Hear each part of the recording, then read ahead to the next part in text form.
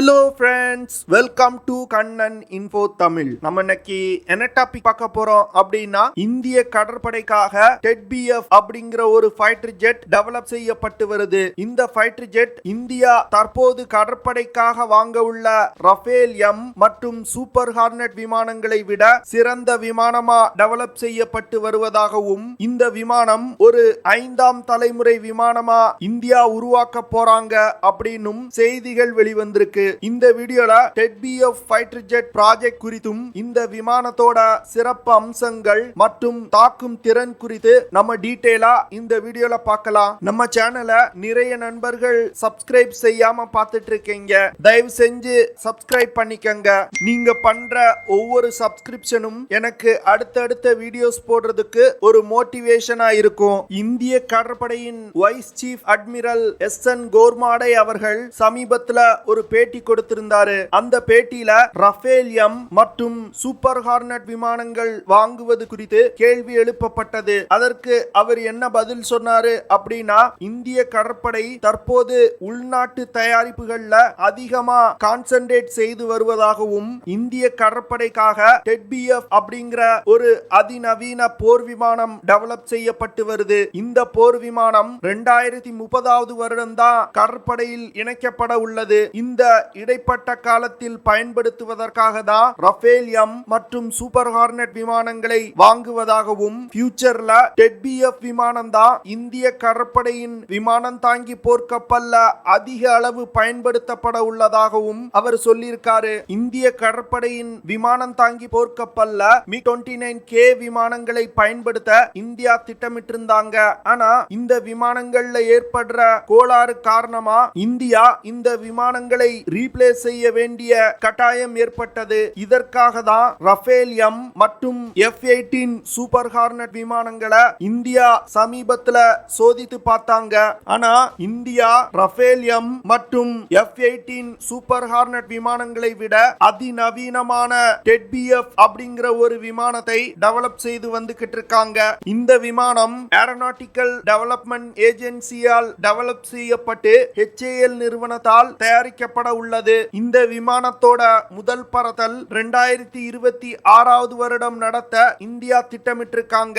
Aeronautical development agency இந்த TEDBF விமானத்தை உருவாக்குறதுக்கு முன்னாடி நேவல் LCA அப்படிங்கிற விமானத்தை இந்திய கடற்படையின் விமானம் தாங்கி போர்க்கப்பல்கள்ல வச்சு இயக்குறதுக்காகவே பிரத்யேகமா உருவாக்கி இருந்தாங்க.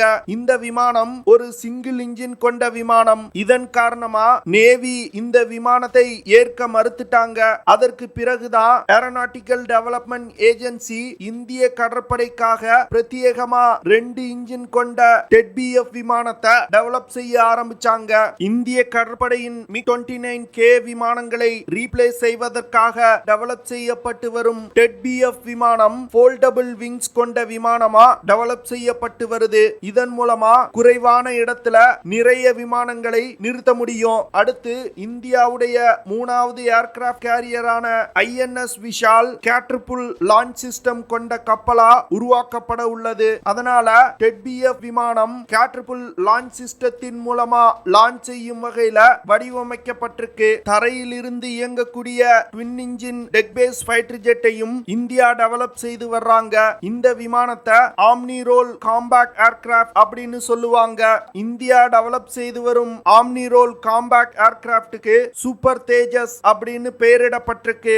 இந்த விமானம் 40% ரஃபேல் போர் விமானங்களை விட செயல்திறன் அதிகமா உள்ள விமானமா டெவலப் செய்யப்பட உள்ளது. அது மட்டும் இல்லாம இந்த விமானம் ரஃபேல் போர் விமானத்தை விட 30% விலை குறைவா இருக்க போகுது. வரும் காலத்துல இந்திய கடற்படையில் பயன்பாட்டில் உள்ள INS விக்ரமாதித்யா, INS விக்ராந்த் மற்றும் INS விஷால் விமானம் தாங்கி போர்க்கப்பல்ல MRCA திட்டத்தின் கீழ் வாங்கக்கூடிய ரஃபேல் எம் மற்றும் TEDBF விமானங்கள் அதிக அளவுல பயன்படுத்தப்பட உள்ளது. TEDBF விமானத்துல கிட்டத்தட்ட 90% காம்போசிட் மெட்டீரியல்கள் பயன்படுத்தப்பட உள்ளது. இதனால குறைவான விலை மற்றும் அதிக நம்பகத்தன்மை கொண்ட விமானமா இந்த விமானம் உருவாக்கப்பட உள்ளது. இந்த விமானத்தை ஏரோநாட்டிக்கல் டெவலப்மெண்ட் ஏஜென்சி ஒரு carrier base multi role fighter ஜெட்டா உருவாக்கி வர்றாங்க. தற்போது இந்தியா வாங்க உள்ள ரஃபேல் எம் மற்றும் மற்றும் சூப்பர் ஹார்னட் விமானங்கள் ஒரு 4.5 ஜெனரேஷன் விமானம். இந்தியா TEDBF விமானத்தை ஒரு 5ஆம் தலைமுறை விமானமா உருவாக்க திட்டமிட்டிருக்காங்க.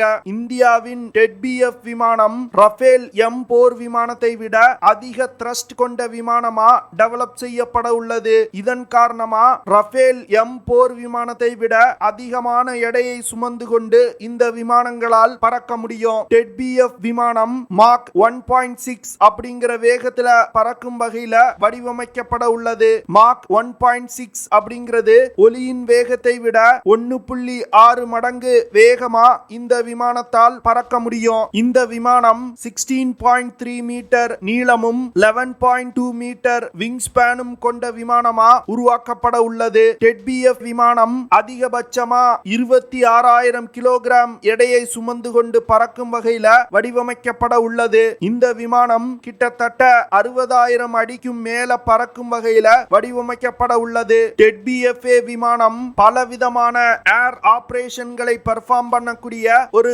மல்டி ரோல் ஃபைட்டர் ஜெட்டா உருவாக்கப்பட்டு வருது. அதாவது compact air patrol, interception, ground assault strike, maritime strike, reconnaissance, electronic warfare மற்றும் பட்டி ரீஃபியூலிங் போன்ற அனைத்து விதமான ஏர் ஆபரேஷன்களையும் கேரி அவுட் செய்யும் வகையில இந்த விமானங்கள் வடிவமைக்கப்பட்டு வருது. இந்த விமானத்துல 5th ஜெனரேஷன் விமானங்களுக்கே உரித்தான serpentine air inlet, internal weapon bay system போன்ற அதிநவீன தொழில்நுட்பங்கள் பயன்படுத்தப்பட உள்ளது. TEDBF விமானத்துல short range air to air missile, Astra beyond visual range air to air missile, Rudram 1 மற்றும் ருத்ரம் 2 போன்ற ஆன்டி ரேடியேஷன் மிசைல்கள் போன்ற பல ஆயுதங்களை ஏந்தி சென்று தாக்குதல் நடத்தும் வகையில இந்த விமானங்கள் வடிவமைக்கப்பட உள்ளது. இந்தியா முதல்ல டெவலப் செய்த LCA நேவிஸ் சிங்கிள் இன்ஜின் விமானத்தை விட அனைத்து விதத்திலையும் TEDBF விமானம் அதிநவீன விமானமா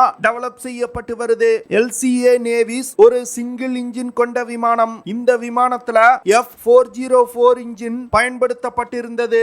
ஆனா இப்போ இந்தியா டெவலப் செய்து வரும் TEDBF விமானம் 2 இன்ஜின் கொண்ட விமானமா டெவலப் செய்யப்பட உள்ளது. இந்த விமானத்துல F414 இன்ஜின் பயன்படுத்தப்பட உள்ளது. இந்த இன்ஜின்னால அதிகபட்சமா 98 கிலோ நியூட்டன் த்ரஸ்ட் ப்ரொடியூஸ் பண்ண முடியும். TEDBF விமானத்துல உள்நாட்டிலே தயாரிக்கப்பட்ட உதம் AESA ரடார் பயன்படுத்தப்பட உள்ளது. இந்த ரடார் தான் இந்தியாவுடைய ஆம்கா விமானம் மற்றும் தேஜஸ் MK2 விமானத்திலையும் பயன்படுத்தப்பட உள்ளது. TEDBF விமானம் LCA நேவி விமானத்தை விட 2 மடங்கு அதிகமான எடையை சுமந்து கொண்டு பறக்கும் வகையில வடிவமைக்கப்பட உள்ளது. 2021ல ஏரோ இந்தியா ஷோல TEDBF விமானத்தோட மாக்கப் மாடலை டிஸ்ப்ளே பண்ணியிருந்தாங்க.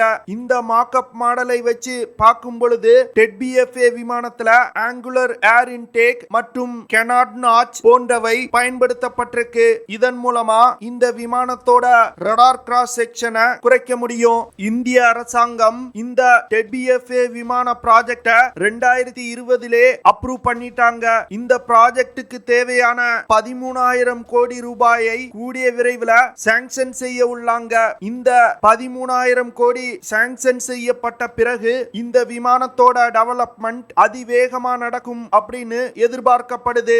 இந்தியா பிரான்ஸ் நாட்டின் சஃப்ரான் நிறுவனத்துடன் இணைந்து டெவலப் செய்யும் இன்ஜின்களை TEDBF விமானத்திலையும் பயன்படுத்த இந்தியா திட்டமிட்டிருக்காங்க.